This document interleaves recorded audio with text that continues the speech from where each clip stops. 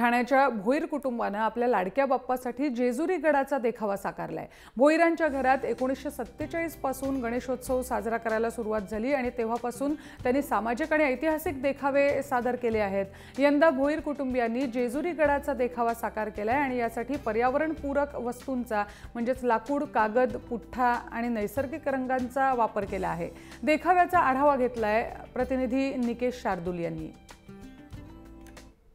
महाराष्ट्राचा आराध्य दैवत आणि महाराष्ट्राचे कुलदैवत आहे ते श्री क्षेत्र खंडोबा। याच खंडोबाचे जे देवस्थान जे आहे जेजुरी, याची कलाकृती जी आहे साकारलेली भोईर कुटुंबियांनी। आज आपण भोईर कुटुंबियांच्या घरामध्ये आहोत। तुम्ही पाहू शकता हा संपूर्ण जो देखावा आहे, हा संपूर्ण देखावा जो आहे इको फ्रेंडली बनवलेला आहे। त्यांनी एक काल्पनिक असं एक जेजुरी गड साकारलेला आहे। लाकूड आणि कागदाचा संपूर्णपणे वापर केलेला आहे। भोईर कुटुंब ही गेली 70 वर्षापासून गणपतीची स्थापना घरामध्ये करतात आणि संपूर्ण हा जो देखावा आहे पहिल्यापासून जो आहे तो संपूर्ण इको फ्रेंडली करत असतात। यावर्षी त्यांनी इथे जय मल्हारची थीम साकारण्यात आलेली आहे। संपूर्ण जेजुरगड बनवलेला आहे। भोईर कुटुंबातले सदस्य आपल्यासोबत आहेत, आपण त्यांच्या सोबत चर्चा करूया।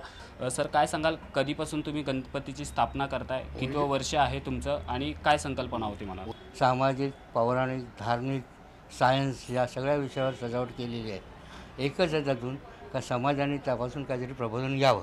काय वाटतं, स्वातंत्र्याच्या अगोदर सुद्धा देखील तुमचं घरामध्ये भोईर कुटुंबामध्ये गणपती बसवतात, त्यानंतर स्वातंत्र्याच्या नंतर जो घरातला गणपती तुम्ही आपण बाहेर आणलेला आहे, त्यावेळचं वास्तव्य आणि आत्ताचं वास्तव्य काय फरक पडले?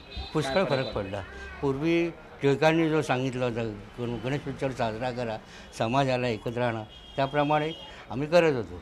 आता सार्वजनिक गणेशोत्सव झाल्यामुळे सगळीकडे तो मोठ्या प्रमाणात साजरा होतोय, परंतु हा इको फ्रेंडलीचा जो प्रचार तो जास्त व्हायला पाहिजे। लोकांनी आणि मोठमोठ्या मंडळांनी कुठेतरी आपली जी कन्सेप्ट आहे इको फ्रेंडलीचा वापर करावा असं वाटतं। असं होय, करावं, जेणेकरून खर्च कमी होतो, प्रदूषण होत नाही आणि लोकांना त्रास होतो। निकेश शार्दूल, जय महाराष्ट्र, ठाणे।